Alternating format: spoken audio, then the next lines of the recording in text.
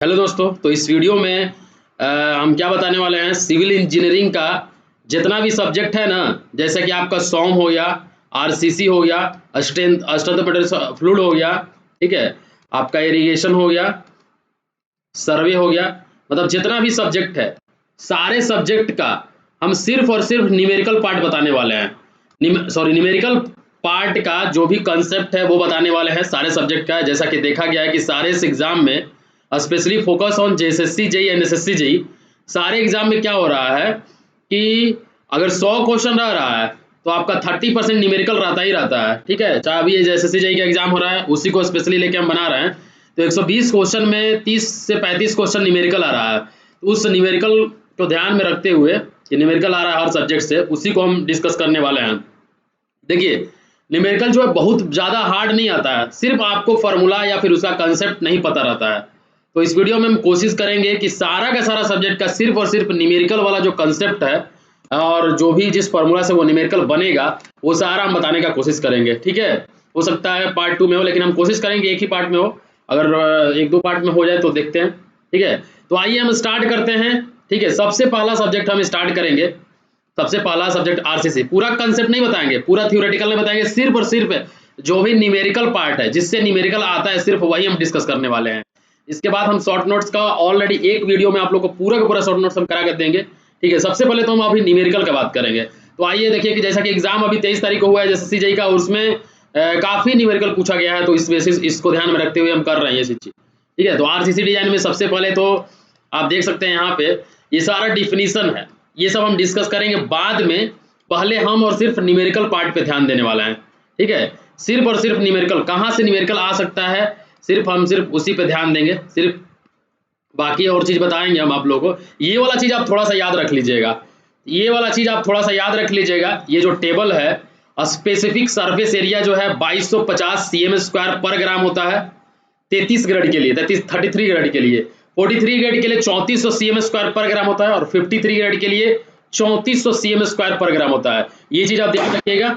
ठीक है, और देखिए क्यूब साइज भी याद रखना होगा आपको 7.06 सीमेंट के टेस्ट के लिए। ठीक है, अभी हम सिर्फ न्यूमेरिकल पे फोकस कर रहे हैं इसलिए ये सब चीजों को ध्यान आपको नहीं बता रहे हैं। ठीक है, सिर्फ और सिर्फ न्यूमेरिकल बताएंगे। हाँ, इससे न्यूमेरिकल आता है। छोटा छोटा न्यूमेरिकल क्या है, इससे आ जाएगा कि आपका 7 डेज में जो स्ट्रेंथ ऑफ क्यूब होता है वो कितना होता है, तो 2/3 और 28 डेज, इससे न्यूमेरिकल पूछेगा।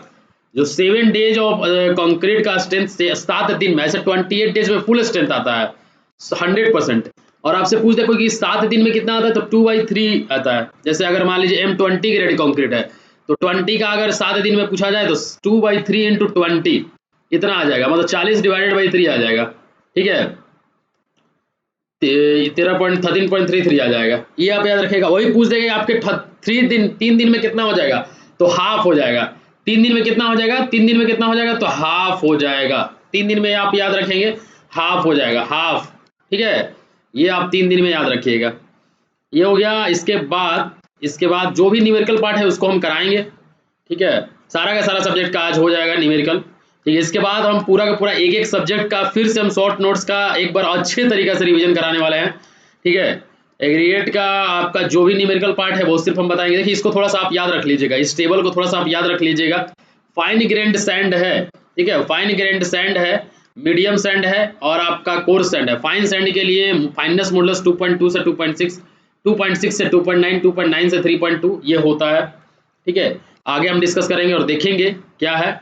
अभी हम पूरा डिटेल में बताएंगे। अभी सिर्फ और सिर्फ हम क्या करा रहे हैं, न्यूमेरिकल करा रहे हैं। क्रशिंग स्ट्रेंथ ये सब हो गया। देखिए, अब ये याद रखिएगा फाइननेस मॉडुलस कैसे निकालते हैं, तो ये फॉर्मूला आप याद रखिएगा, इससे न्यूमेरिकल पूछता है। Fineness modulus the ratio of cumulative percentage of material retained on each sheet divided by 100। एक हम फाइननेस मॉडुलस का स्पेशल वीडियो बनाए हैं, अगर आपको यहाँ पे ये समझ नहीं आता तो वहां पे आके देख सकते हैं। फाइननेस मॉडुलस का पूरी तरह से बताया टेबल के थ्रू कैसे निकालते हैं। तो ये क्वेश्चन पूछा जाता है एग्जाम में, ये क्वेश्चन न्यूमेरिकल में पूछ जाता है। कैसे निकालेगा, रेशियो, किसका किसका ratio, cumulative percentage of material retained on each sheet. ठीक है, मान लीजिए आपका जो भी शीट दिया हुआ है 150 माइक्रोन, 300 माइक्रोन, आपका 4.75 दिया हुआ है, 10 mm, 20 mm, सब पे आपका जो भी क्युमुलेटिव रिटेन्ड हो रहा है, क्युमुलेटिव परसेंटेज कितना मटेरियल मतलब शीट पे रिटेन्ड हो रहा है, उसका सबका समेशन कर दीजिए और डिवाइडेड बाई 100 कर दीजिए, तो आप फाइननेस मॉडुलस निकाल सकते हैं। इससे क्वेश्चन पूछा जाता है। और देखिए एक क्वेश्चन इससे पूछा जाता है, टारगेट कैरेक्टरिस्टिक्स स्ट्रेंथ, आपको टारगेट मीन स्ट्रेंथ निकालना है तो एफसीके प्लस 1.645 इंटू सिग्मा, इससे क्वेश्चन पूछा जाता है। ठीक है, मीन स्ट्रेंथ निकालने के लिए सिग्मा जो है स्टैंडर्ड डेविएशन होता है, सिग्मा का वैल्यू समेशन ऑफ डेल्टा का square divided by n minus 1 होता है, समेशन ऑफ डेल्टा का square divided by n minus F कैसे निकालेगा, और जितना भी आपका एफ है उसको समेशन करके डिवाइडेड बाई n कर दीजिएगा, जितना स्ट्रेंथ है उसको आप n से डिवाइड कर दीजिएगा तो आपको क्या निकलेगा, मीन स्ट्रेंथ निकल जाएगा। ठीक है, याद रहेगा ये वाला, ये फार्मूला आप याद रखिएगा और इससे रिलेटेड ये सारे फार्मूला जो है आपको याद रखना होगा, इससे काफी क्वेश्चन पूछा जाता है। अब आते हैं नेक्स्ट देखिए, इससे आपका यहाँ से क्वेश्चन आएगा, ये सब हम टेबल ओबल बाद में हम डिस्कस करेंगे, पहले हम न्यूमेरिकल देख लेते हैं। इससे क्वेश्चन आएगा M15 ग्रेड ऑफ कंक्रीट में, ये भी एक तरह का फॉर्मूला ही है, इससे काफी है, 4 consecutive non overlapping test result का ये होता है ग्रेटर देन और equal to FCK plus 1 0.825 into sigma और FCK प्लस 3, दोनों में से जो बड़ा वैल्यू होगा वो M15 ग्रेड कंक्रीट के लिए होगा। इंडिविजुअल टेस्ट रिजल्ट का अगर हम बात करें तो ग्रेटर देन और इक्वल टू FCK माइनस 3 होता है। ठीक है, और M20 और उसके ऊपर ग्रेड का अगर हम देखें तो ग्रेटर देन और equal to FCK plus 0.825 sigma और FCK प्लस 4 होता है। ठीक है, देखिए ऐसे याद रखिएगा, 15 3 से डिवाइड होता है तो 15/3 हो जाएगा, मतलब 3 से डिवाइड हो सकता है इसलिए 3 यहाँ पे ऐड हुआ है, ऐसे सिर्फ याद रखने के लिए हम बोल रहे हैं। और M20 का FCK प्लस 4 हो जाएगा, 0.825 रिस्क फैक्टर है, सिग्मा जो है स्टैंडर्ड डेविएशन है, सारा का सारा सब्जेक्ट काम कराने वाला है। ठीक है, ये हो गया, जो भी न्यूमेरिकल है सब आपका बन जाएगा, एक भी न्यूमेरिकल नहीं छूटेगा अगर आप पूरा देखते हैं तो। ठीक है, अब देखिए यहाँ पे सिर्फ न्यूमेरिकल पार्ट हम बता रहे हैं, देखिए आपका कंपैक्शन फैक्टर निकालना होगा वर्केबिलिटी टेस्ट में, W3/W4 weight of partially compacted concrete divided by weight of fully compacted concrete, तो उससे निकालता है। ठीक है, आइए आगे देखते हैं, हम एक वीडियो बनाने वाले जिसमें कि पूरा का पूरा RCT जानिए, फिर से हम कराएंगे, फिर से पूरा कराएंगे। ठीक है, अब देखिए ये एक फार्मूला याद रखिएगा, ये फार्मूला आप याद रखिएगा। ठीक है, ये वाला फार्मूला, ये आपका डायरेक्ट टेंसाइल स्ट्रेंथ जो है ना, ये आपका 10% ऑफ कंप्रेसिव स्ट्रेंथ होता है, ये फार्मूला आप याद रखिएगा, ये भी एक फार्मूला ही है। स्प्लिट टेंसाइल स्ट्रेंथ जो होता है 10 से 15% ऑफ कंप्रेसिव स्ट्रेंथ होता है। ठीक है, ये हो जाएगा। और इसके बाद flexor tensile strength modulus of rupture का फार्मूला 0.7 रूट FCK, ये फार्मूला भी याद रखिएगा, ये वाला भी याद रखिएगा कि आपका FCR ज्यादा होता है, इसके बाद FS होता है, इसके बाद FT होता है टेंसाइल स्ट्रेंथ। ठीक है, स्प्लिट टेंसाइल स्ट्रेंथ और मॉडुलस ऑफ रप्चर, ये आप चीजें याद रखिएगा।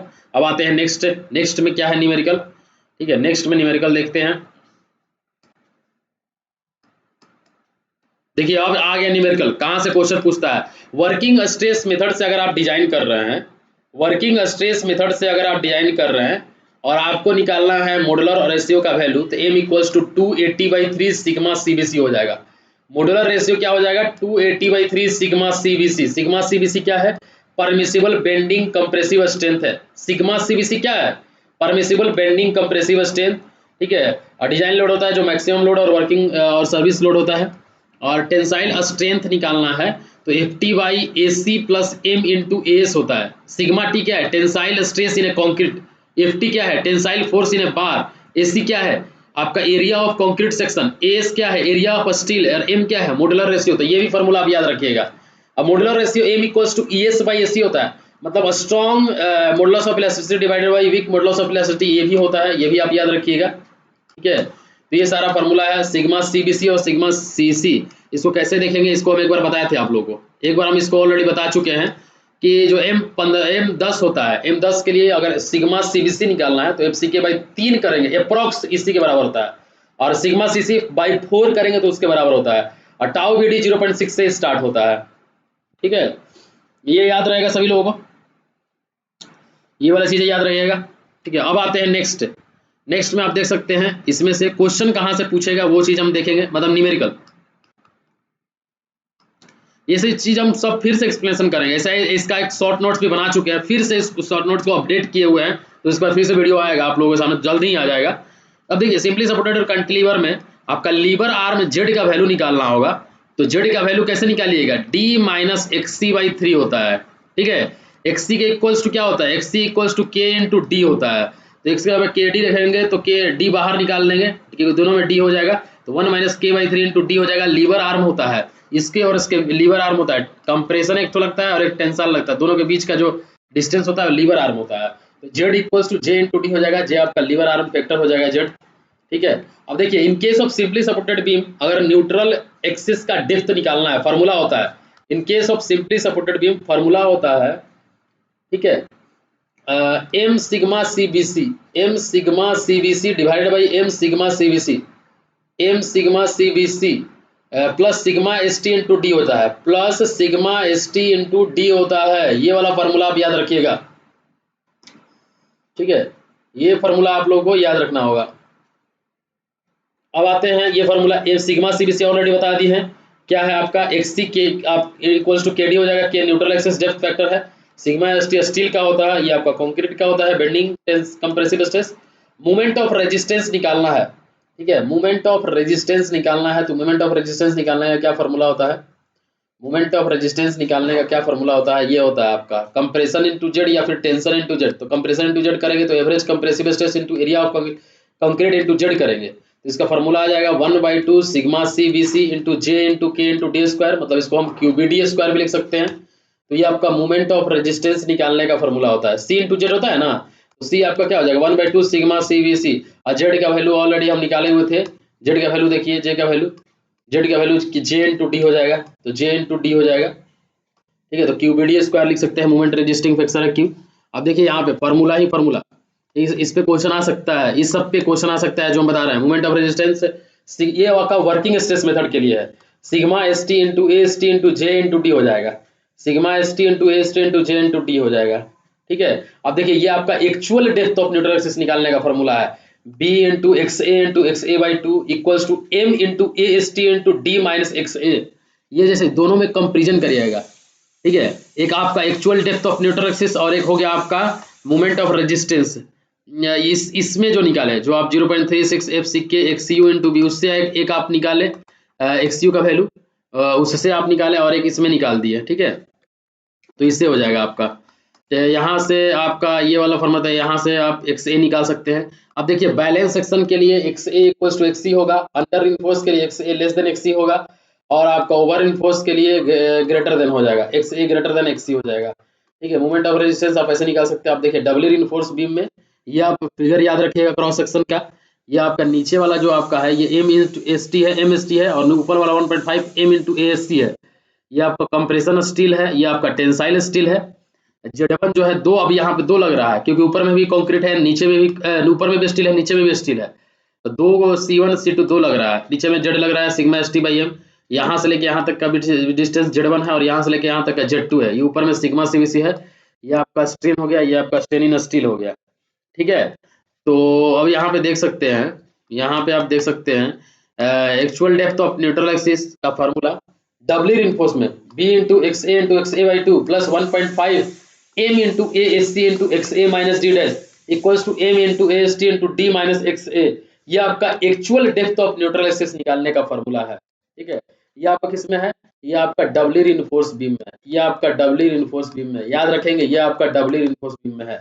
तो moment of resistance C1 into Z1 plus C2 into Z2, moment of resistance 1/2 sigma CBC into B into XA minus D minus XA by 3 plus AFC into 1.5 ASC into D minus D dash हो जाएगा, ठीक है। अब आते हैं limit state method में, limit state method देख लेते हैं, वो आपका वर्किंग है, ज्यादा इंपॉर्टेंट ये है। लिमिट स्टेट मेथड में जो भी न्यूमेरिकल आएगा सब कराएंगे। अब आते हैं लिमिट स्टेट मेथड में, तो लिमिट स्टेट मेथड में देख सकते हैं आप यहाँ पे कौन कौन सा है, इसमें क्या फार्मूला है। जो डिजाइन लोड होगा वो आपका load factor, partial safety factor, और इससे हम लोग मल्टीप्लाई करेंगे गामा से, पार्शियल सेफ्टी फैक्टर से और कैरेक्टरिस्टिक्स लोड से मल्टीप्लाई करेंगे तो डिजाइन लोड आएगा, ठीक है। एक चीज ये यहाँ पे याद रखिएगा, 0.67 जो होता है compressive strength of concrete in structural member based on slenderness, 33% strength reduction is consider, और 0.45 एफसी के design strength of concrete after considering gamma है। तो फैक्टर ऑफ सेफ्टी कितना होगा, एफसीके डिवाइडेड बाई 0.45 एफसीके हो जाएगा, मतलब 2.25 होगा, ठीक है, ऐसे याद रखना होगा। अब देखिए यहाँ पे partial safety factor for load का अगर हम बात करें, पार्शियल सेफ्टी, ये क्वेश्चन पूछता है यहाँ से। अब कैसे क्वेश्चन पूछता है, आपका डेड लोड और लाइव लोड के कॉम्बिनेशन में हम लोग लिमिट स्टेट ऑफ कोलाप्स में अगर निकालना होगा डिजाइन लोड, ठीक है, तो हम लोग कितना से मल्टीप्लाई करेंगे 1.5, डेड लोड में 1.5 से मल्टीप्लाई करेंगे, लाइव लोड में 1.5 से मल्टीप्लाई करेंगे, और यहाँ पे सिर्फ और डेड लोड और लाइव लोड है, ठीक है। तो ऐसे करेंगे, फिर इसके बाद dead load plus wind load, इसमें 0.9 या फिर 1.5 से, या फिर विंड लोड में 1.5 से, और अगर तीनों का कॉम्बिनेशन दिया हुआ है तो 1.2, 1.2 और 1.2 तीनों से मल्टीप्लाई करेंगे, और ये जो वैल्यू आएगा 1, 2, 3 से जो वैल्यू आएगा उसमें जो मैक्सिमम वैल्यू होगा वो आपका डिजाइन लोड होता है, मैक्सिमम ऑफ 1, 2, 3। इससे भी क्वेश्चन पूछता है ऑब्जेक्टिव में, ठीक है। उसी तरह लिमिट स्टेट ऑफ सर्विसिबिलिटी की अगर हम बात कर ले, और उसी तरह अगर लिमिट स्टेट ऑफ सर्विसिबिलिटी की अगर हम बात करें, ठीक है, तो यहाँ पे डेड लोड में 1.0 से मल्टीप्लाई करेंगे, लाइव लोड में 1.0 से मल्टीप्लाई करेंगे, ठीक है, लाइव लोड में और डेड लोड दोनों में 1.0 से मल्टीप्लाई करेंगे, ठीक है, और इसके बाद 1.0 से डेड लोड में और विंड लोड में 1.0 से, यहाँ पे 1.0, 0.8, 0.8 से करेंगे, ठीक है। ये आप देखिए, आप देख सकते हैं यहाँ पे when earthquake load is coming into picture, अगर अर्थक्वेक लोड आता है then the factor is taken for dead load is 0.9, otherwise it is 1.5, ठीक है। When an earthquake load coming into picture the factor taken for dead load is 0.9, इसलिए हम लोग नहीं तो हम 1.5 लेंगे अगर डेड अर्थक्वेक लोड आता है, और विंड लोड और अर्थक्वेक लोड में से दोनों में से हम लोग एक ही लोड के लेंगे जो मैक्सिमम होगा इसमें लेंगे, तो इससे न्यूमेरिकल पूछ सकता है, इस टॉपिक से, इस कंसेप्ट से न्यूमेरिकल पूछेगा, ठीक है। आपको डिजाइन लोड बोल देगा, आपका ये कॉम्बिनेशन दिया रहेगा और बोल देगा डिजाइन लोड, तो इससे पूछ सकता है। अब आइए देखते हैं नेक्स्ट, अब इससे कहाँ से पूछेगा, नेक्स्ट में देखते हैं। देखिए इसमें भी काफी इंपॉर्टेंट है, इससे भी काफी इंपॉर्टेंट है, आप देख सकते हैं यहाँ पे डिजाइन स्ट्रेंथ निकालना है, तो डिजाइन स्ट्रेंथ में characteristics strength divided by partial safety factor, इससे भी क्वेश्चन पूछ सकता है। Design strength equals to characteristics strength divided by partial safety factor, और FM equals to FCK plus 1.645 sigma होता है, पार्शियल सेफ्टी फैक्टर कंक्रीट के लिए 1.5 और स्टील के 1.15 होता है, ठीक है, इससे क्वेश्चन पूछेगा। और ये आप याद रखिएगा कि जो आपका सिलेंडरनेस रेशियो होता है वो इनवर्सली प्रोपोर्शनल होता है स्ट्रेंथ के, मतलब सिलेंडर का कम स्ट्रेंथ होगा और क्यूब का ज्यादा होगा, क्योंकि यहाँ पे सिलेंडरनेस ज्यादा है, तो सिलेंडरनेस ज्यादा होगा तो स्ट्रेंथ कम होगा, ठीक है। अब देखिए यहाँ पे ये वाला फॉर्मूला आप याद रखिएगा इस टाइप का, कि अगर लेमडा इक्वल्स टू 2 है तो स्ट्रेंथ वेरिएशन इन सिलेंडर 0.80 एफसीके होगा, लेमडा इक्वल्स टू 3 है तो 0.75 से 0.7 एफसीके होगा, लेमडा इक्वल्स टू 4 है तो 0.67 एफसीके होगा, लेमडा इक्वल्स टू 5 है तो 0.67 एफसीके, इसके बाद कांस्टेंट रहता है, ठीक है। इस कंसेप्ट से क्वेश्चन पूछेगा। सिंगली रिइंफोर्स्ड बीम में, सिंगली रिइंफोर्स्ड बीम में ये आपका क्रॉस सेक्शन हो गया, ये आपका बीम का क्रॉस सेक्शन हो गया, नीचे भी विड्थ हो गया, ये आपका डिफेक्टिव डेप्थ हो गया पूरा डी, तो ये आपका स्ट्रेन डायग्राम हो गया, ठीक है। और ये क्या है, ये आपका स्ट्रेस डायग्राम है, तो स्ट्रेस डायग्राम में, स्ट्रेन डायग्राम में नीचे वाले बॉटम पे 0.002 प्लस 0.87 FY बाई ES होगा, और ऊपर वाले पे एक्सट्रीम जो स्ट्रेन होगा वो 0.0035 होगा, और यहाँ पे जो होगा 0.002 होगा, और यहाँ से स्ट्रेस डायग्राम में देख सकते हैं यहाँ से ही यहाँ तक रेक्टेंगुलर होता है और यहाँ के बाद पैराबोलिक होता है, तो ये आपका 0.446 FCK हो जाएगा, ठीक है। यहाँ पे क्या हो जाएगा 0.446 FCK हो जाएगा, ये आप याद रखेंगे।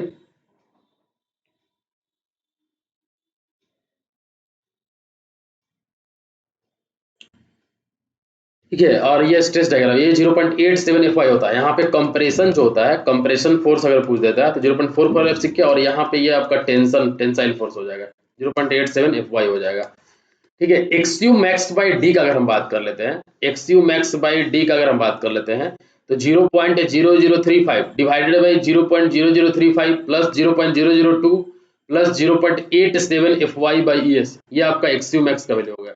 0.0035 divided by 0.00035 plus 0.002 plus 0.87 FY by ES, ये होता है। और XU मैक्स बाई डी का अगर हम बात करें तो इसको और हम लोग लिख सकते हैं 0.0035 plus 0.0055 plus 0.87 FY by ES, ये भी आप याद रखेंगे फार्मूला, और ये बहुत इंपॉर्टेंट है, ये वाला पार्ट जो है ना बहुत ज्यादा इंपॉर्टेंट है, ठीक है।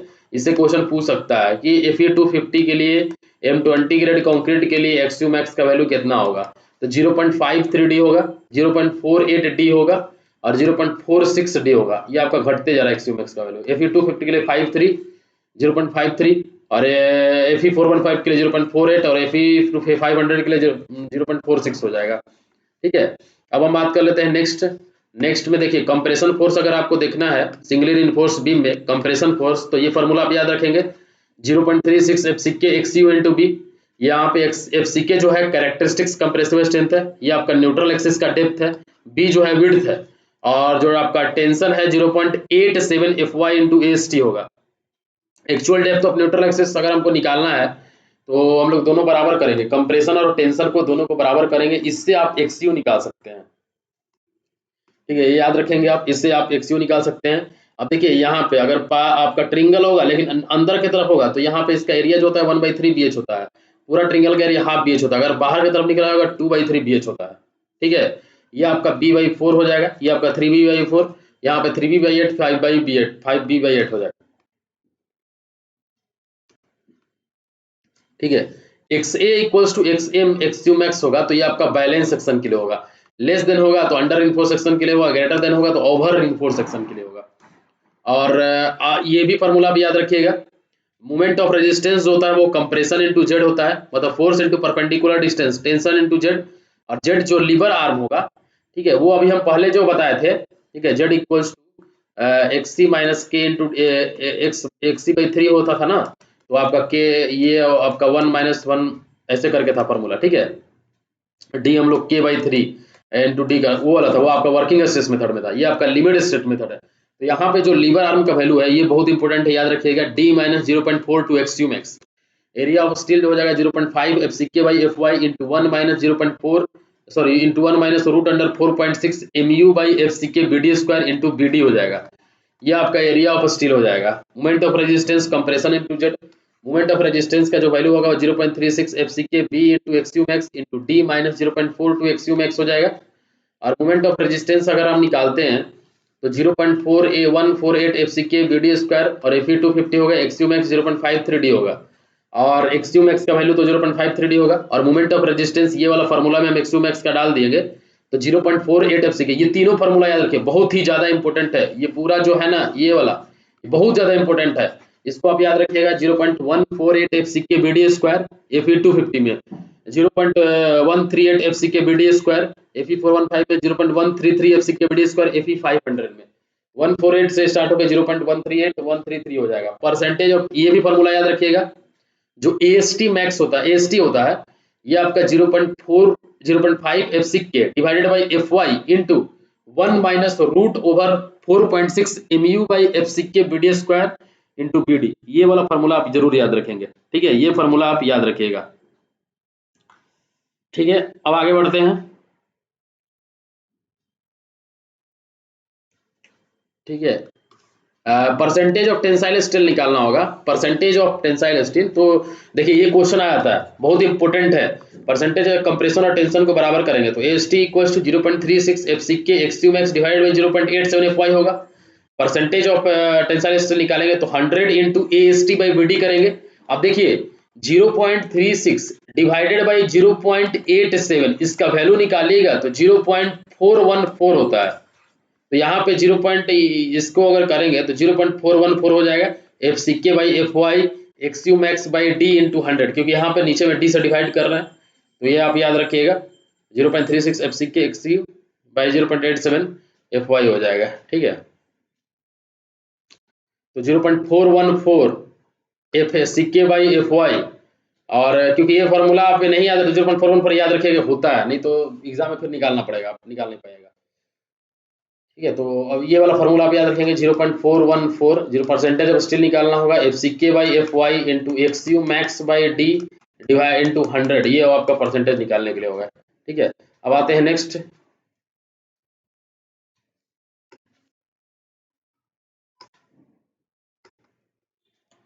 ठीक है, ये अब देखिए मोमेंट ऑफ रेजिस्टेंस निकालने का अंडर इनफोर्स के लिए XU का वैल्यू अगर XU मैक्स होता है तो हम लोग XU यूज करते हैं, अंडर इनफोर्स सेक्शन के लिए XU यूज करते हैं। ठीक है, याद रखेंगे आप लोग, तो ये आप याद रखेंगे। Moment of resistance for over enforce section का कवर करना है, तो यहाँ पे क्या होता है XU जो है वो ग्रेटर होता है XU मैक्स से, एक्सयू जो है वो ग्रेटर होता है एक्सयू में से, यहाँ पे कोई भी मोमेंट ऑफ रेजिस्टेंस नहीं है, ये ओवर इन्फो सेक्शन हो जाएगा, तो यहाँ पे फिर से डिजाइन करना पड़ेगा सेक्शन को विचेवर, ठीक है। अब ये भी आप याद रखेंगे, कैंटिलीवर के लिए स्पैन बाई जो इफेक्टिव डेप्थ होता है वो 7 होता है, सिंपली सपोर्टेड के लिए 20 होता है, कंटिन्यूअस बीम के लिए 26 होता है स्पैन बाई इफेक्टिव डेप्थ, ठीक है। ये आप याद रखेंगे, स्पैन बाई इफेक्टिव डेप्थ 7, 20 और 26,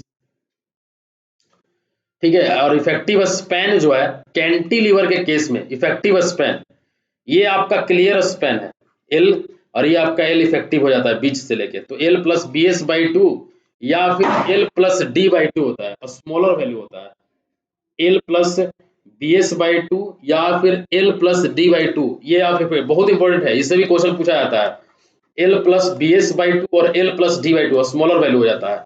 और सिंपली सपोर्टेड बीम के केसेस में एल प्लस बी एस और एल प्लस टू, ये दोनों में से जो स्मॉलर वैल्यू होगा उसको हम लेंगे इफेक्टिव लेंथ, इससे भी क्वेश्चन पूछा जाता है इफेक्टिव लेंथ, ठीक है। एल आपका क्लियर स्पेन है और बी एस जो है विड्थ ऑफ सपोर्ट है, ठीक है। ये भी इंपॉर्टेंट है, सब इंपॉर्टेंट है, क्योंकि हम शॉर्ट नोट्स बनाएंगे इंपॉर्टेंट वाला। Minimum area of tensile steel निकालेंगे तो A S T by B D equals to 0.85 by F Y, इससे आप मिनिमम एरिया ऑफ स्टील निकाल सकते हैं। और देखिए कंक्रीट के लिए डेंसिटी 24 किलोमीटर पर मीटर होता है, आरसीसी के लिए 25 होता है, 78.5 होता है, 114 से 40 होता है। मैक्सिमम जो स्टील होता है वो 4% ऑफ बीडी होता है, ठीक है। तो ये भी आप याद रखेंगे। आते हैं नेक्स्ट में, नेक्स्ट में देख सकते हैं आप कौन कौन सा इंपॉर्टेंट है, बस वो दिखना है आपको, कौन कौन सा न्यूमेरिकल आ सकता है, ठीक है। तो इससे में आपका इससे न्यूमेरिकल आ सकता है, calculation of minimum horizontal spacing, calculation of minimum horizontal spacing. तो maximum of the following four हो जाएगा। सबसे पहले तुम फाई लिखेंगे, diameter of the bar if all the bar of the same diameter, phi equals to the diameter of the bar if all the bar of the same diameter, पहला number में लिख लेंगे। दूसरा नंबर में phi max लिखेंगे of the bar if the bars are of a different diameter, तो maximum जो diameter होगा वो लिख देंगे। तीसरा नंबर में 5 mm plus nominal maximum size of coarse aggregate, ये हो जाएगा। और चौथा नंबर में 2/3 of maximum coarse aggregate if vibrator used for compaction. अब ये चारों में से जो आपका मिनिमम होगा, सॉरी मैक्सिमम होगा, वो आपका मिनिमम हॉरिजॉन्टल स्पेसिंग होगा, ठीक है। तो पहला 5 diameter of the bar if all the bar of the same diameter, 5 max of the bar if the bars are of a different dia, और 5 mm plus nominal maximum size of coarse aggregate, और 2/3 of the maximum coarse aggregate if vibrator used for compaction. तो ये आप याद रखेंगे। अब आते हैं नेक्स्ट, नेक्स्ट जो जो इंपॉर्टेंट है वो हम बता रहे हैं, ठीक है। Minimum vertical spacing, minimum vertical spacing जो होता है वो आपका मैक्सिमम ऑफ द फॉलोइंग होता है। तो मिनिमम वर्टिकल स्पेसिंग में मैक्सिमम ऑफ द फॉलोइंग हो जाएगा। मैक्सिमम ऑफ द फॉलोइंग में सबसे पहला हम निकालेंगे 15 mm, सेकंड निकालेंगे 2/3 of maximum size of coarse aggregate, और ये दोनों में का जो मैक्सिमम वैल्यू होगा वो आपका मिनिमम वर्टिकल स्पेसिंग हो जाएगा। ये होता है वर्टिकल स्पेसिंग, और ये होता है हॉरिजॉन्टल स्पेसिंग दो बार के बीच में। Maximum spacing as per IS 456, the maximum spacing between any two consecutive bars shall not exceed 300 mm। तो ये आप याद रखेंगे, ठीक है। अब ये भी आप याद रखिएगा कि ओवरऑल डेप्थ जो होता है डीप बीम के केसेस में 750 mm से ज़्यादा होना चाहिए, और 0.1% ऑफ वेव एरिया होना चाहिए। ये वेव है ना, ये डीप बीम अगर हो जाएगा तो आपको साइड फेस रिइंफोर्समेंट प्रोवाइड करना पड़ेगा, और ये कितना प्रोवाइड करना पड़ेगा, 0.1% ऑफ वेव एरिया प्रोवाइड करना पड़ेगा, ठीक है। माइल्ड के लिए 20 mm होता है, मॉडरेट के लिए 30 mm होता है, सिवियर के लिए 45 mm, वेरी सिवियर के लिए 50 mm, और एक्सट्रीम के लिए 75 mm कवर का वैल्यू होता है, ठीक है। और देखिए यहाँ पे डीप बीम के केसेस में, डीप बीम के केसेस में एल बाई जो डी रेशियो होता है सिंपली सपोर्टेड होगा तो नॉट ग्रेटर देन 2 होगा, और अगर कंटिन्यूअस बीम होगा तो नॉट ग्रेटर देन 2.5 होगा। Here also we provide side face, इस केसेस में डीप बीम अगर इस कंडीशन से हो रहा है तो यहाँ पे भी हम साइड फेस रिइंफोर्समेंट प्रोवाइड करेंगे। मैक्सिमम डिस्टेंस जो होता है, maximum crack width in mild and aggressive environment 0.3 and 0.1 mm। Mild के केसेस में 0.3 और एग्रेसिव के केसेस में 0.1 mm होता है। तो ये आप याद रखिएगा। कॉलम में 40 mm और diameter of main bar whichever is greater, ये आपका हम लोग स्पेसिंग प्रोवाइड करते हैं, डायमीटर प्रोवाइड करते हैं। फुटिंग के लिए मिनिमम कवर 50 mm होना चाहिए, ठीक है। अब आते हैं डबली रिइंफोर्स्ड बीम के केसेस में। डबली रिइंफोर्स्ड बीम के केसेस में अगर मोमेंट ऑफ रेजिस्टेंस अगर ग्रेटर, मोमेंट ऑफ लिमिट जो है mu जो है वो moment of resistance mu limit से ज़्यादा होता है तो double reinforced beams are preferred. ठीक है, इसमें आप क्वेश्चन कहाँ से पूछेगा न्यूमेरिकल, ये आपका पूछ सकता है यहाँ से कि C1 का जो वैल्यू होगा, C1 का जो वैल्यू होगा वो कितना होगा 0.36 FCK XC1 to B C2 FSC into AC minus FCC into AC हो जाएगा। T आपका 0.87 ST होगा, Z1 D माइनस 0.42 XC होगा, Z2 D minus D dash होगा। और FSC किस पर डिपेंड करेगा, D dash by D ratio पर डिपेंड करेगा और ये AC पर डिपेंड करेगा। FSC को से 0.875 माइल्ड स्टील के लिए होता है और d डैश बाई डी का वैल्यू अगर 0.05 होगा तो FSC 355, 0.10 होगा 353 हो जाएगा, 0.15 होगा 342 होगा, 0.20 होगा 329 होगा। देखिए ESC ये इम्पोर्टेंट है, बहुत ही ज़्यादा इम्पोर्टेंट है। ये वाला strain in A concrete at the level of compression steel, जैसे ये डबली रिइंफोर्स बीम प्रोवाइड करते हैं ना, तो नीचे में हम लोग ये आपका हो गया, नीचे में टेंशन रिइंफोर्समेंट प्रोवाइड करते हैं, ऊपर में कंप्रेशन रिइंफोर्स। तो यहाँ पे स्ट्रेन का वैल्यू कितना होता है ESC, तो वो इससे निकालते हैं 0.0035 into XU minus D dash by XU होता है। इसी को अगर हम सिंप्लीफाई करते हैं तो 0.0035 into 1 minus D dash by XU होता है। ये आप सिमिलर ट्रिंगल से भी निकाल सकते हैं। सिमिलर ट्रिंगल से कैसे निकालेंगे, यहाँ पे आपका 0.0035 होता है, यहाँ पे आपका 0.02 होता है, ठीक है, सॉरी ESC होता है, यहाँ पे ESC हो जाएगा और ये यहाँ पूरा ये जो वैल्यू होता है वो XC होता है और ये इतना जो वैल्यू होता है वो D डैश होता है। तो अब दो ट्रिंगल है ना, एक बड़ा वाला ट्रिंगल और एक छोटा वाला ट्रिंगल से आप निकाल सकते हैं। तो ESC equal to 0.0035 into 1 minus D dash by XU हो जाएगा, into 1 minus D dash by XC हो जाएगा। अब आते हैं नेक्स्ट देखिए,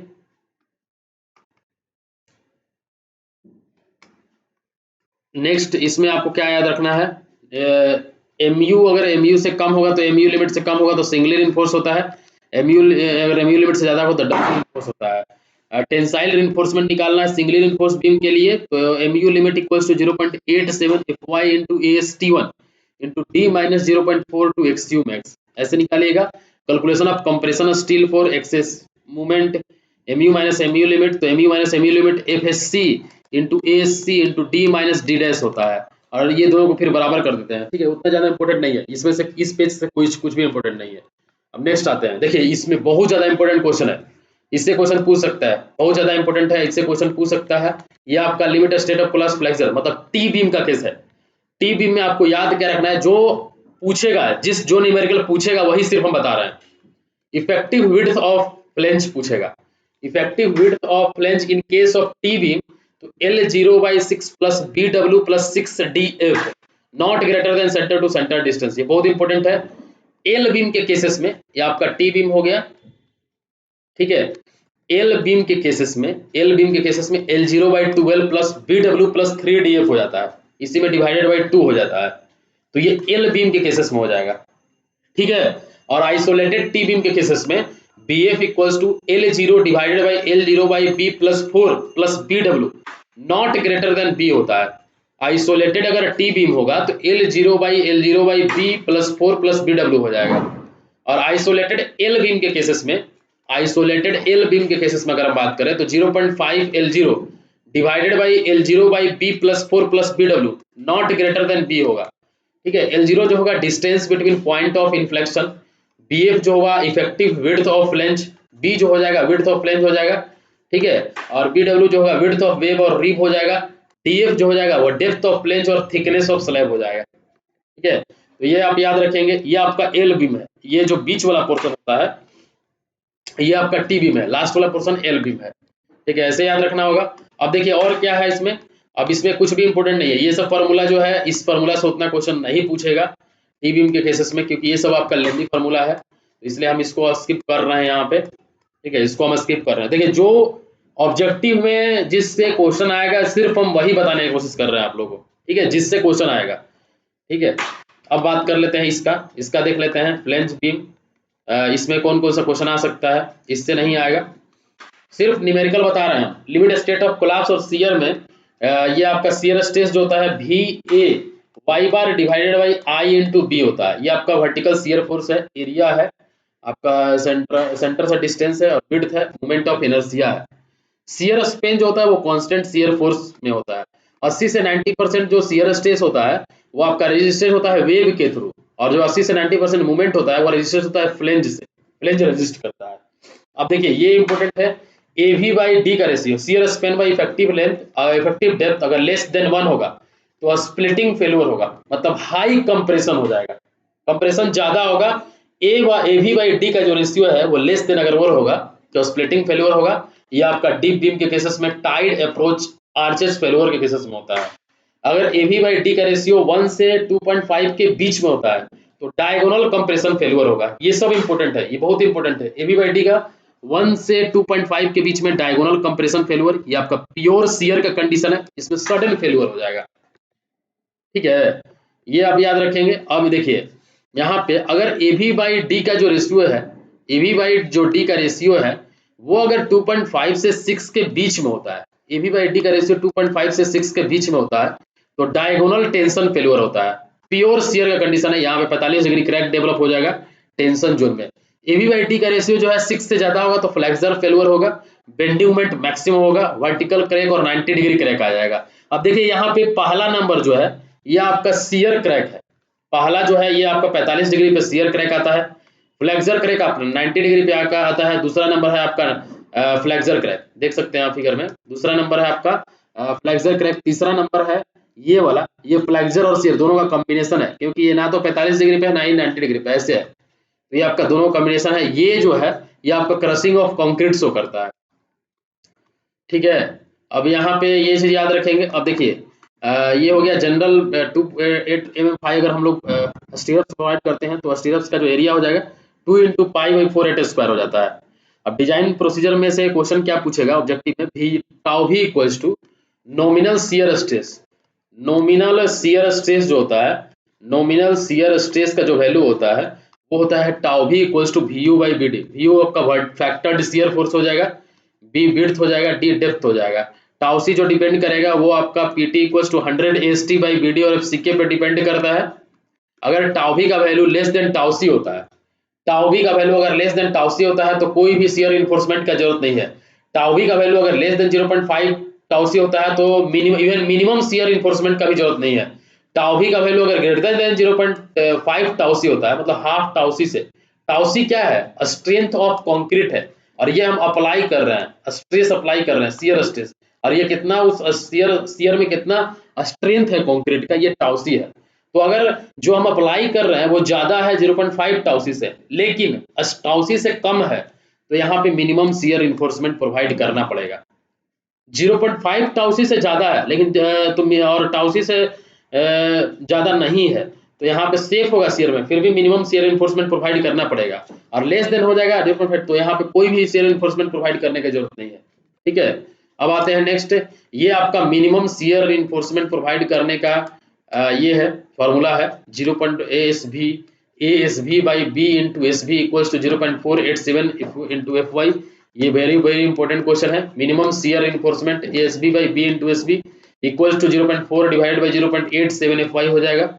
अगर 2 लेग स्टील प्रोवाइड कर रहे हैं तो एरिया क्या हो जाएगा 2 × π/4 × 5 स्क्वायर हो जाएगा। ठीक है, जैसे Fe415 ग्रेड स्टील है तो यहाँ पे अगर आपको परसेंटेज ऑफ स्टील निकालते हैं तो P mean shear equals to 100 AST by BD हो जाएगा, सॉरी मिनिमम निकालते हैं ना तो ये वाला ASB by B into SB equal to 0.4 divide by 0.87 FY, 0.4 divide by 0.87 FY 415 into 100 से मल्टीप्लाई करेंगे ना तो आपका मिनिमम शियर इन्फोर्समेंट निकल जाएगा। ठीक है, अगर टाउ भी का वैल्यू ज्यादा हो जाता है टाउ सी से, बट टाउ सी मैक्स से हमेशा कम होना चाहिए, क्योंकि अगर टाउ सी मैक्स से ज्यादा हो जाएगा तो हमको फिर से रीडिजाइन करना पड़ेगा। तो टाउ भी का वैल्यू टाउ सी मैक्स से हमेशा ज्यादा कम होना चाहिए, ज्यादा नहीं होना चाहिए। तो टाउ भी का वैल्यू अगर टाउ सी से ज्यादा होता है तो VUS निकालते हैं। VUS क्या हो जाएगा, VU minus tau C into BD, VU minus tau C into BD हो जाएगा। VUS निकालेंगे तो 0.87 FY into ASB into D/SB करेंगे, 0.87 FY into ASB into D/SB करेंगे। आपका शियर रिइंफोर्समेंट जो हम प्रोवाइड करेंगे वो या तो वर्टिकल स्टीरअप्स के फॉर्म में प्रोवाइड कर सकते हैं, या फिर इंक्लाइंड स्टीरअप्स के फॉर्म में प्रोवाइड कर सकते हैं, या फिर बेंट अप बार के फॉर्म में प्रोवाइड कर सकते हैं, शियर रिइंफोर्समेंट जो होगा। ठीक है, VUS अगर हम निकालेंगे तो 0.87 FY into ASV into DSV into sine alpha plus cos alpha, ये किस केसेस में होता है? ये आपका इंक्लाइंड स्टीरर्स के केसेस में होता है।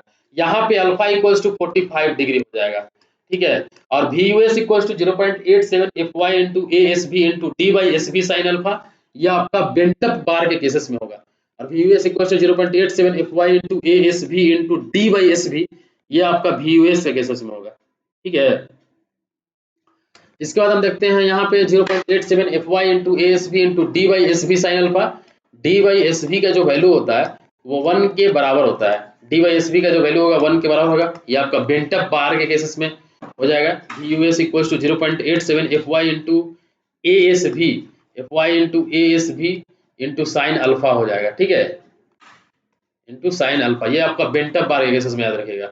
टाउ भी अगर टाउ सी मैक्स से ज्यादा होगा तो रीडिजाइन करना पड़ेगा, या तो आपको डेप्थ इंक्रीज करना पड़ेगा या फिर एरिया ऑफ स्टील डिक्रीज करना पड़ेगा। इंक्रीज करना पड़ेगा डेप्थ, या फिर डिक्रीज करना पड़ेगा एरिया ऑफ स्टील। तो ये आप याद रखिएगा। The shear reinforcement of bent up bar should not be more than 50% of VUS और shear force for shear reinforcement। critical section बहुत इंपॉर्टेंट इससे आता है। if it is a compression reaction then critical section occurs at a distance d from the face of the section। अगर ये आपका section है तो इससे d डिस्टेंस पे हो जाएगा। it is tensile reaction then the critical section occurs exactly at the face of the support पे हो जाएगा, ठीक है। हम न्यूमेरिकल बता रहे हैं सिर्फ यहाँ पे, ठीक है। देखिए मैक्सिमम स्पेसिंग जो है वो आपका इस सब में से यही छोटा छोटा क्वेश्चन आता है। मैक्सिमम स्पेसिंग अगर इंक्लाइंड स्टीरप्स प्रोवाइड कर रहे हैं तो मैक्सिमम स्पेसिंग क्या होगा? पहला नंबर में आप डी निकाल लीजिएगा फॉर इंक्लाइंड के लिए, और अगर वर्टिकल बोल दिया तो 0.75 डी, दोनों में से कोई एक। इंक्लाइंड बोलेगा तो डी लिखेंगे और वर्टिकल बोलेगा तो 0.75 डी बोलेंगे। और यहाँ से हम एस भी कैलकुलेट करेंगे, ये वाला फार्मूला से VU S equal to 0.87 FY into ASV DSV, इससे हम कैलकुलेट कर लेंगे। ये जो पहले हम बताया यहाँ पे, ठीक है, उससे हम एस भी कैलकुलेट करेंगे। 0.875 इंटू DSV हो जाएगा, ठीक है।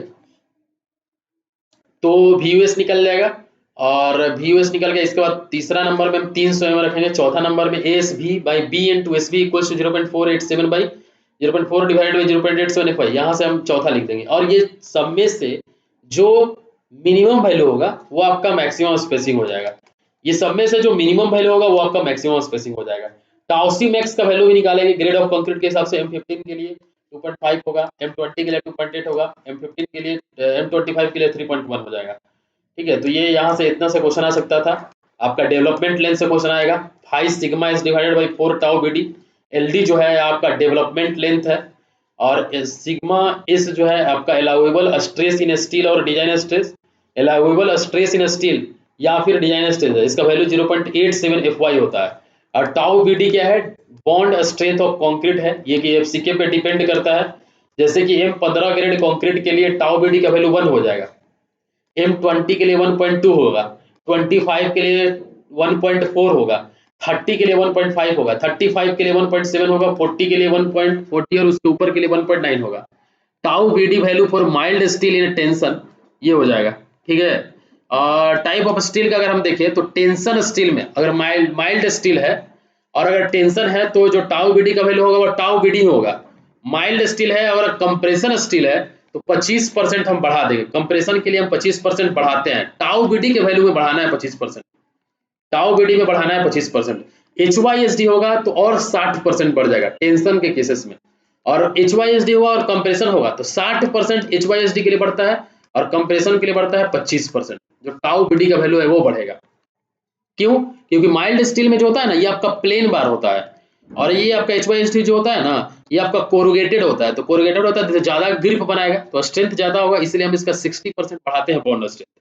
और कंप्रेशन होगा मतलब कंप्रेस कर रहे हैं, खींच नहीं रहे हैं, तो कंप्रेस कर रहे हैं तो और उसी के अनुकूल कर रहे हैं तो 25% यहाँ पे भी बढ़ता है। तो यहाँ पे 2 टाउ BD हो जाता है। अगर दोनों होगा, HYSD होगा और कंप्रेशन होगा तो दोनों हो जाएगा, 2 टाउ BD हो जाएगा, 100% बढ़ जाएगा यहाँ पे, ठीक है। यहाँ पे 60%, यहाँ पे 25%। टाउ BD का वैल्यू भी बढ़ जाता है, ठीक है। अब देख लेते हैं यहाँ पे, ये तो हम लोग देख ही लिए थे, ठीक है। अब आते हैं development length. Development length of each bundled bar shall be that for individual bar increase by 10% से इंक्रीज करते हैं। डेवलपमेंट लेंथ होता है ना सारे बार का, जो अगर बंडल में अगर हम लोग करते हैं तो अगर 10% हो जाता है। 2 बार अगर करेंगे, 3 बार एक साथ करेंगे तो 20% हो जाएगा, और 4 बार एक साथ अगर कॉन्टेक्ट में करते हैं तो कितना हो जाएगा, 33% हो जाएगा, 33% हो जाएगा। ठीक है, ये आप याद रखेंगे, 33% हो जाएगा। ठीक है, अब आते हैं एंकरेज इन शियर रीइंफोर्समेंट, बहुत इंपॉर्टेंट है। एंकरेज 90 डिग्री के लिए आपका एंकरेज वैल्यू 85 होता है, 135 के लिए 65 होता है, और 180 डिग्री के लिए 45 होता है। 85, 65 और 45 हो जाएगा। ठीक है, 85, 65 और 45 हो जाएगा। एंकरेज अगर टेंशन में होगा तो 45 डिग्री के लिए 45 होता है, 90 डिग्री के लिए 2 हो जाएगा। 2 से मल्टीप्लाई कर देंगे, इसमें 2 से मल्टीप्लाई कर देंगे 4 में, और इसके बाद 12 5 होगा 135 डिग्री में। 180 डिग्री में कितना होगा, 16 5 होगा। और greater than 180 degree not allowed, greater than अगर 180 से ज़्यादा होता है अलाउड नहीं करते हैं। और डेवलपमेंट लेंथ जो होता है, एक्चुअल जो डेवलपमेंट लेंथ होता है वो आपका LD माइनस एंकरेज वैल्यू होता है। डेवलपमेंट लेंथ जो एक्चुअल होता है वो LD माइनस एंकरेज वैल्यू होता है, और बेंड के लिए और स्ट्रेट के लिए ये हो गया। चेक फॉर डेवलपमेंट लेंथ करेंगे तो LD greater than not greater then M1 by V plus L not होता है। LD not greater then M1 by V plus L not होता है फिक्स और कंटिन्यूअस सपोर्ट में। LD not greater then 1.3 M1 by V plus L not होता है, यह आपका सिंपली सपोर्टेड केसेस में होता है। ठीक है, M1 जो हो जाएगा ना, ये आपका हो जाएगा moment of resistance of the section assuming all the reinforcement at that section to be stress. V की जगह पे VU रखेंगे, factored shear force at the same location. L0 जो है आपका एंकरेज लेंथ है और extension of steel bar in tension. और फ्लेक्सर बॉन्ड के लिए LD का वैल्यू 12 5 और effective depth D whichever is more, ये हो जाता है आपका, ये आप याद रखेंगे। ठीक है, ये आप बहुत इंपॉर्टेंट है। फ्लेक्सरल बॉन्ड के लिए जो LG का वैल्यू होता है 12 5 और effective depth D whichever is more, ये होता है फ्लेक्सरल बॉन्ड के लिए। अब आते हैं स्प्लाइसिंग ऑफ बार। तो स्प्लाइसिंग ऑफ बार जो होता है, binding of 2 bar with right, तो इसमें आपका 36 mm डायमीटर से ज़्यादा नहीं होना चाहिए जब हम लोग वेल्डिंग करेंगे। लैप लेंथ बहुत जरूरी है, याद रखना होगा लैप लेंथ, ये आपका लैप लेंथ होता है। तो फ्लेक्सुरल टेंशन के केसेस में लैप लेंथ LD और 35 होता है। डायरेक्ट टेंशन के केसेस में लैप लेंथ 2 LD और 35 होता है। कंप्रेशन के केसेस में लैप लेंथ LD और 24 5 होता है। ये दोनों में से जो ग्रेटर वैल्यू होगा, LD और 35, ये दोनों में से जो ग्रेटर वैल्यू होगा वो होगा। डायरेक्ट टेंशन के लिए 2 LD और 35, ये दोनों में से जो ग्रेटर वैल्यू होगा वो होगा। और कंप्रेशन के लिए जो लैप लेंथ होता है वो आपका LD और 24 5, ये दोनों में से जो आपका ग्रेटर वैल्यू होता है वो होता है। At a place of splicing bending moment due to load जो है नॉट ग्रेटर देन 50% होता है। Not greater than, for a bar of diameter D, for a bar of diameter D, the encouraged value of hook is 16D. For a bar of diameter D, the encouraged value of hook is 16D हो जाएगा। ठीक है, तो ये आप याद रखेंगे 16D हो जाएगा। अब आते हैं limit state of collapse torsion में। टॉर्सन में आपको क्या याद रखना है, टॉर्सनल स्टिफनेस जो होता है वो आप कैसे निकालते हैं, KT equals to torsional stiffness equals to torsion by theta, ऐसे याद रखेंगे। ठीक है, इसके बाद इसमें और क्या क्या है ये आप याद रखेंगे, न्यूमेरिकल पार्ट हम बता रहे हैं। तो VE जो है वो आपका हो जाएगा इक्विवेलेंट शियर फोर्स, तो VU plus 1.6 TU by B, ये भी इंपॉर्टेंट है। Factored shear force plus 1.6 into TU by B हो जाएगा। ठीक है, अगर फ्लैंज्ड बीम होगा तो B इक्वल्स टू BW होगा। अगर फ्लैंज्ड बीम होता है तो B इक्वल्स टू BW हो जाएगा। Tau V equals to V by BD होगा। ठीक है, टाउ V जो है टाउ सी मैक्स से ज्यादा नहीं होना चाहिए, वही कंसेप्ट हो गया, मतलब नो डायगोनल कंप्रेशन फेल्योर होगा। अगर टाउ V का वैल्यू टाउ सी मैक्स से ज्यादा हो जाता है तो सडन फेल्योर होगा। यहाँ पे हमको रीडिजाइन कराना पड़ेगा सेक्शन को, या तो depth of the beam increase करना पड़ेगा या फिर ग्रेड चेंज करना तो पॉसिबल नहीं है, डेप्थ ही बढ़ाना पड़ेगा। ठीक है, और टाउ V का वैल्यू अगर ग्रेटर देन 0.5 टाउ सी, लेकिन टाउ सी से कम होता है तो सेफ इन शियर होगा। और मिनिमम शियर रिइंफोर्समेंट वही ASB by P into SB equals to 0.4 divide by 0.875 करेंगे। यहाँ पे वर्टिकल स्टीयर्स प्रोवाइड करेंगे। ठीक है, तो ये आप याद रखिएगा, जो टाउसी होता है ना, shear resistance of beam without shear enforcement.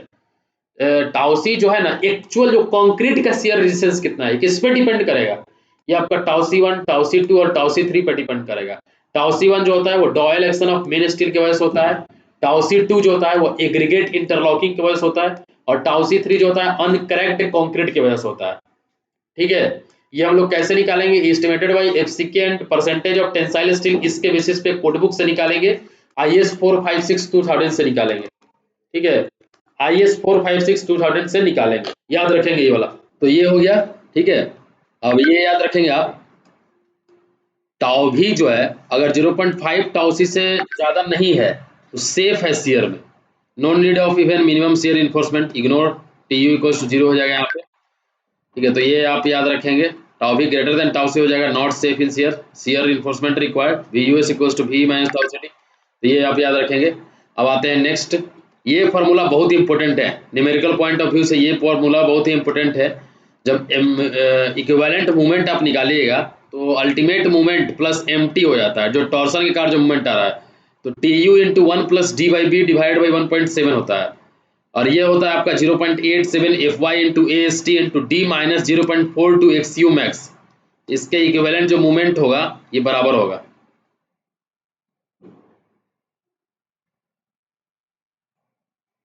ठीक है, ये याद रखेंगे, अगर MT का वैल्यू ग्रेटर देन 0 होता है 0.87 FY into AST D minus D, ये उतना ज़्यादा इंपॉर्टेंट नहीं है, सिर्फ ये ऑब्जेक्टिव में इससे फॉर्मूला आ सकता है, TU into 1 plus D/B divide by 1.7, इससे आ सकता है, बाकी ये सब चीज़ इंपॉर्टेंट नहीं है उतना।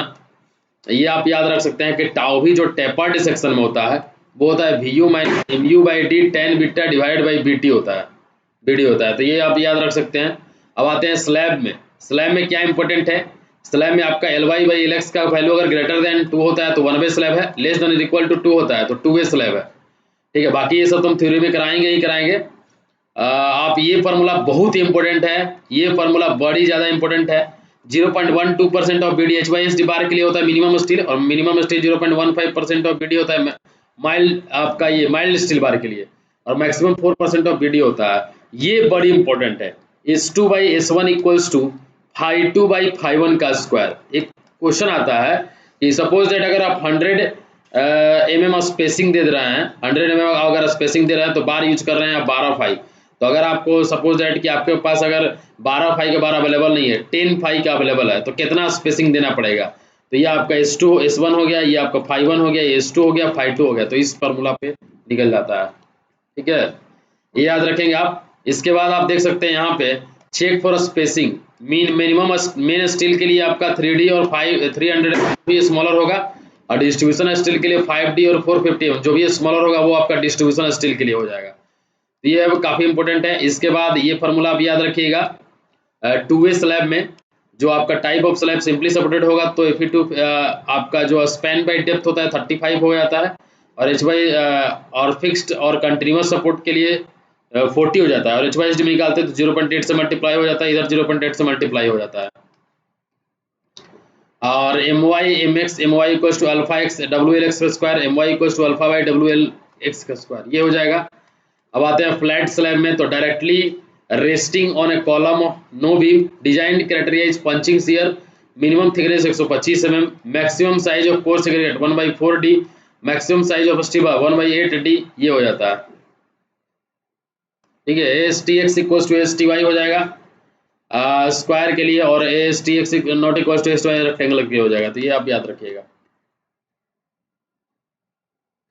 इसके बाद आते हैं कॉलम में, कॉलम में ये काफ़ी इंपॉर्टेंट है, जो आपका सिलेंडरनेस रेशियो होता है, ये effective length divided by list lateral dimension होता है, effective length divided by list lateral dimension होता है, L cylinder lambda slenderness ratio हो जाएगा, L इफेक्टिव लेंथ, और ये आपका लिस्ट लैटरल डायमेंशन, तो effective length divided by list lateral dimension less than और इक्वल्स टू 3 होगा तो पेडेस्टल के केसेस में होता है, और effective length divided by list lateral dimension greater than 3 होता है, ये आपका कॉलम के केसेस में होता है। Effective length divided by list lateral dimension 3 से 12 होता है शॉर्ट कॉलम के केसेस में, जो कि फेल होता है सडनली बाई क्रशिंग, और 12 से 60 होता है आपका लॉन्ग और सिलेंडर कॉलम केसेस में फेल्स ग्रेजुअली बाई बकलिंग होता है। मिनिमम एसेंट्रिसिटी आप निकालिएगा तो L/500 प्लस D/30 हो जाएगा, और या फिर 20 mm, दोनों में से जो आपका यूज मैक्सिमम वैल्यू यूज करेंगे हम लोग, जो मैक्सिमम आएगा। ठीक है, all columns are design for minimum eccentricity as per IS 546 2000 हो जाएगा। ये आप याद रखिएगा। Load carrying capacity of column में 0.4 FCK plus AC, FCK into AC plus 0.67 FY into ASC। और यही आपका कॉलम विथ लैटरल टाइज है, कॉलम विथ हेलिकल रिइंफोर्समेंट होगा ना, तो वो 5% बढ़ जाता है। ये बहुत इंपॉर्टेंट है, 5% बढ़ जाता है। ठीक है, मिनिमम स्टील जो होता है 0.8% ऑफ BD होता है, और मैक्सिमम स्टील होता है 6% ऑफ BD। ये भी याद रखिएगा। वर्किंग स्ट्रेस मेथड में लोड कैरिंग कैपेसिटी पूछ दे तो sigma CC into AC plus sigma SC into AST, ये हो जाएगा। सिग्मा CCC आपका FCK बाई 4 हो जाएगा, और सिग्मा CBC जो होगा वो FCK बाई 3 हो जाएगा। ठीक है, ये आप याद रखेंगे। ठीक है, 0.4 FCK AC AG आपका मान लीजिए ए, यहाँ पे AC है, एरिया ऑफ कॉन्क्रीट है, तो यहाँ पे एरिया ऑफ स्टील घटाया गया है ग्रॉस एरिया में से, ये हो जाएगा। अब आइए देखिए यहाँ पे मिनिमम नंबर ऑफ बार की बात करें तो रेक्टेंगुलर में 4 होता है, स्क्वायर में भी 4, स्क्वायर में 4, रेक्टेंगुलर में 4, सर्कुलर में 6, और हेक्सागन में 6, ऑक्टागन में 8। तो ये से भी आप याद रखना पड़ेगा। Minimum 12 mm phi is provided in column to avoid buckling के लिए हम लोग 12 mm प्रोवाइड करते ही करते हैं मिनिमम। नॉमिनल कवर प्रोवाइड जो करते हैं वो 40 mm होता है। अब इसके बाद ये इंपॉर्टेंट है आपका, ट्रांसवर्स स्टील अगर होगा तो डायमीटर ऑफ टाइज का डायमीटर क्या हो जाएगा, 1/4 ऑफ 5 लार्जेस्ट लॉन्गिट्यूडनल और 6 mm, दोनों में से जो ग्रेटर वैल्यू होगा वो होगा। और पिच के लिए अगर बात करें तो लिस्ट लेटरल डायमेंशन दूसरा नंबर में 16 इंटू 5 लार्जेस्ट, तीसरा नंबर में 300 mm, चौथा नंबर में 48.5। ये चारों में से जो स्मॉलर वैल्यू होगा वो आपका पिच हो जाएगा। ठीक है, अब ट्रांसवर्स स्टील की बात करें तो डायमीटर ऑफ जो हेलिकल होगा 1/4 ऑफ 5 लार्जेस्ट 6 mm, दोनों में से जो आपका ग्रेटर होगा वो होगा। और आपका पिच की बात करें तो 75 mm, 1/6 of 5 of 4, not less than 25 mm, not less than 3 of 5, तो ये और 5, ये सब में से जो स्मॉलर वैल्यू होगा वो हो जाएगा। चेक फॉर पिच के लिए फॉर्मूला याद रखेंगे, VH by VC greater than equal to 0.36 AG by AC minus 1 into FCK by FY होता है। VH जो है ये आपका volume of helical reinforcement, VC जो है वॉल्यूम ऑफ कोर हो जाएगा, वॉल्यूम ऑफ कोर, और AG आपका gross cross section area, AC आपका एरिया ऑफ कोर हो जाएगा। ठीक है, और coefficient of reduction for long column के लिए reduction 1.25 minus L effective by 48 into D, ये हो जाएगा। ठीक है, ये याद रखेंगे। और यहाँ पे VH equals to pi phi C minus phi H into pi by 4 into phi H का स्क्वायर हो जाएगा। VC equals to AC into 1 हो जाएगा, मतलब pi by 4 into phi H का स्क्वायर इंटू 1 हो जाएगा। Phi C equals to D minus 2 into cover हो जाएगा। ठीक है, ये आप याद रखेंगे।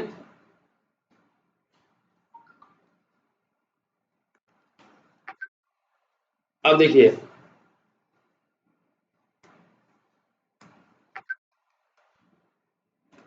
ये आपका इंटरेक्शन कर्व है, इंटरेक्शन कर्व है आपका PU और MU के बीच में। ये आपका जोन 1 जो है ना, ये आपका बेस्ट जोन है लोडिंग के लिए। जोन 2 आपका मोस्ट और डिजाइन होता है, ये बैलेंस पॉइंट है। ठीक है, प्योर जो एक्सियल स्ट्रेन होता है कॉलम में ये 0.02 होता है, और प्योर बेंडिंग के लिए कितना होगा, 0.0035 होगा। बोथ दोनों होगा तो 0.0035 minus 0.7 times of strain at the rate of list compression side, मतलब 0.0035 माइनस 0.75 ई मीन हो जाएगा due to eccentric loading.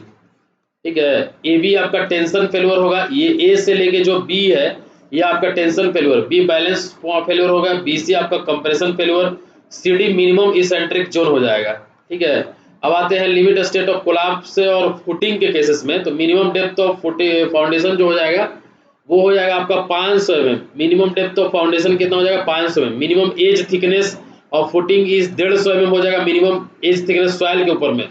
Minimum age thickness of footing 300 mm हो जाएगा आपका पाइल के ऊपर में। और मिनिमम डेप्थ ऑफ फाउंडेशन कितना क्या होगा, P by gamma into 1 minus sine phi divided by 1 plus sine phi का स्क्वायर हो जाएगा मिनिमम डेप्थ ऑफ फाउंडेशन। ठीक है, टेन अल्फा जो है लेस देन और equals to 0.9 100 Q naught by F C K plus 1 हो जाएगा। ये आप याद रखिएगा। अब आते हैं यहाँ पे क्रिटिकल सेक्शन, बेंडिंग मोमेंट के लिए critical section face of the column पे होगा। यह आपका क्या है, फुटिंग है, ये बीच में कॉलम है, तो critical section face of the column ये इस फेस पे होगा, यहाँ पे क्रिटिकल सेक्शन होगा। ठीक है, तो यहाँ पे अगर मूवमेंट निकालेंगे तो Q not into B divide by 8 B minus B का स्क्वायर हो जाएगा। ये वाला पोर्शन सिर्फ आपको निकालना है। तो ये पोर्शन कैसे निकालेगा, टोटल बी है माइनस बी कर दीजिएगा तो ये निकल जाएगा, बी माइनस बी का होल स्क्वायर हो जाएगा। वन वे शियर के लिए क्या होगा, critical section at a distance D from the face of the column, at a distance D from the face of the column, तो Q not into B B by two minus B by two minus D हो जाएगा। Critical section occurs at a distance D from the face of the column, तो tau भी equals to V U by V D हो जाएगा। Tau भी अगर less than tau सी होगा तो safe in one way shear होगा, और टाउ भी अगर ग्रेटर देन टाउ सी होगा तो रीडिजाइन करेंगे। और टू वे शियर के लिए अगर पंचिंग शियर होगा तो at a distance D by two from peripheral of the column, D by two from the peripheral of the column, D by two from the peripheral of the column, ये हो जाएगा। तो V U का Q not into B minus B plus D plus B plus D हो जाएगा। तो tau V equals to V U by B not into D, तो V U by four into B plus D into D, और tau C equals to K S into tau C dash, K S equals to 0.5 plus beta C, ये जो value है वो not greater then 1 होगा। Working stress method में आपका tau C dash जो होगा 0.16 एफसीक्यू होगा, और आपका लिमिट स्टेट मेथड में 0.25 एफसीक्यू हो जाएगा। बीटा सी जो हो जाएगा short side of the column होगा, और beta divide by long side of the column हो जाएगा। अब आते हैं एक फॉर्मूला, ये वाला आप याद रखेंगे कि जो ईसी होता है आपका long term modulus of elasticity, EC by theta होता है। ईसी आपका 5000 रूट एफसीक्यू हो जाएगा। ये किसके अनुसार हो जाएगा, IS 456 2000 के अकॉर्डिंग में। अगर आपको निकालना होगा IS 456 1978 के अकॉर्डिंग में, तो आपका ईसी का वैल्यू कितना हो जाएगा, 5700 रूट एफसीक्यू हो जाएगा। ठीक है, और थीटा जो है आपका क्रीप कोफिशिएंट होगा, creep strength divide by elastic acid, इसका वैल्यू आप याद रखेंगे। 7 डेज के लिए 2.2 होता है, 28 डेज के लिए 1.6 होता है, और एक साल के लिए कितना होता है, एक साल के लिए होता है, ठीक है, 1.1 होता है। ठीक है, एक साल के लिए कितना होता है, 1.1 होता है।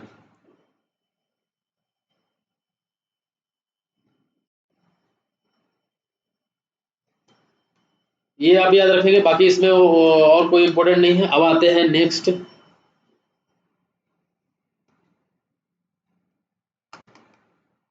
डिफ्लेक्शन लिमिट आप याद रखिएगा, स्पैन बाई 250 से ज्यादा नहीं होता है। डेल्टा का वैल्यू, डेल्टा क्या है, डेड लोड, फिनिश और पार्टीशन तीनों के वजह से होता है। और स्पैन बाई 350 ये आपका dead load, finish, partition, live load, creep और श्रिंक, ये सब की वजह से होता है। ठीक है, तो ये आपका डेल्टा 1 है, ये आपका स्पैन बाई 350 से ज्यादा नहीं होना चाहिए।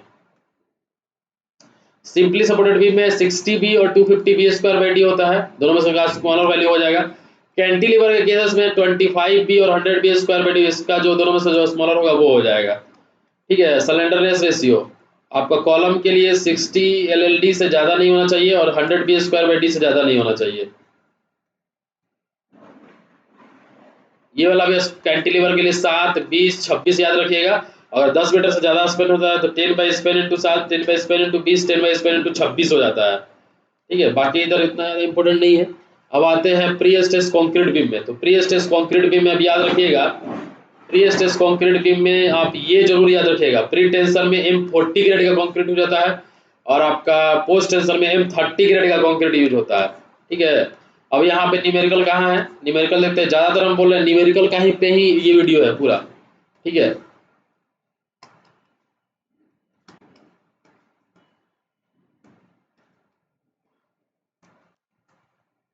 न्यूमेरिकल में आप ये वाला न्यूमेरिकल याद रखिएगा, ये वाला फार्मूला आप याद रखिएगा। जब आपका कोसेंट्रिक टेंडन रहेगा तो जो स्ट्रेस का वैल्यू होगा वो P बाई ए होगा। ठीक है, अगर इसेंट्रिक टेंडन होगा, मतलब कुछ इसेंट्रिसिटी पे हो रहा है, अगर यहाँ पे जो टेंडन है, प्री स्ट्रेस कंक्रीट की बात कर रहे हैं, जो हम लोग टेंडन प्रोवाइड कर रहे हैं, जो प्री स्ट्रेसिंग फोर्स लगा रहे हैं वो इसेंट्रिसिटी पे लगा रहे हैं। कुछ यहाँ पे सेंटर पे लग रहा है तो P बाई ए, इसेंट्रिसिटी पे लगा रहे हैं, मतलब यहाँ पे सेंटर है तो यहाँ पे लगा रहे हैं, यहाँ पे टेंडन प्रोवाइड कर रहे हैं, मतलब यहाँ से लेके ई डिस्टेंस है ये, तो P by A plus minus P by Z हो जाएगा। ये आपका बॉटम में होगा। ठीक है, टेंशन होगा बॉटम में प्लस ले लेंगे और टॉप में कंप्रेशन ले लेंगे, ठीक है। और इसेंट्रिक टेंडन में लाइव लोड भी होगा तो P by A minus plus P by Z plus minus M D by Z plus minus M L by Z हो जाता है। ये लोड की वजह से होता है, मतलब एक ये अगर माइनस होगा तो ये प्लस होगा दोनों, ठीक है। क्योंकि जो ये है ना आपका, अगर इस पे आप लोड लगाते हैं तो ऐसे होता है, ऐसे होगा तो नीचे में आपका टेंशन आ जाएगा, तो टेंशन को हम लोग निगेटिव लेते हैं यहाँ पे, और ऊपर में कंप्रेशन आ जाएगा, पॉजिटिव आ जाएगा, इसेंट्रिसिटी की वजह से। Resultant stress due to prestress वाले निकालना है तो टॉप और बॉटम तो P by A minus plus P by Z हो जाएगा, ठीक है। ये आप याद रखिएगा। और जो आपका ये आप केबल जो प्रोवाइड करते हैं वो बेंडिंग मोमेंट के शेप में करते हैं। आपका शेप ऑफ P लाइन और सी लाइन तो L equals to M by P हो जाता है, तो ये आप याद रखेंगे। इसके बाद आपको थोड़ा सा आप ये वाला याद रखिए, थोड़ा सा इम्पोर्टेंट है ये, ठीक है। Loss of prestress, loss of stress due to elastic deformation, delta sigma equals to M into F C होता है। एम क्या है? मॉडुलर रेशियो है। एफ सी क्या है? मैक्सिमम स्ट्रेन इन कॉन्क्रीट है। इसका वैल्यू होता है P by A plus P E into divide by I into E होता है। P by A plus P E divide by I, और ये y इक्वल्स टू ये हो जाएगा। तो ये फॉर्मूला आप याद रखिएगा। फॉर प्री टेंशन के लिए loss equals to N into M into F C हो जाएगा। पोस्ट टेंशन के लिए अगर साइमल्टेनियसली टेंशनिंग कर रहे हैं तो लॉस जीरो होगा, और सक्सेसिवली टेंशन कर रहे हैं तो M N into N minus one divide by two into M F C हो जाएगा, ठीक है। और loss of stress due to shrinkage of concrete कर रहे हैं तो delta sigma equals to E C S into E S, और shrinkage strength 3 into 10 to the power minus 4 होता है प्री टेंशनिंग के लिए, और पोस्ट टेंशनिंग के लिए 2 into 10 to the power minus 4 divided by log to the base 10 T plus 2 हो जाता है। ये आपका एज हो जाएगा डेज में, और 2 इंटू 10 टू द पावर 5 हो जाएगा।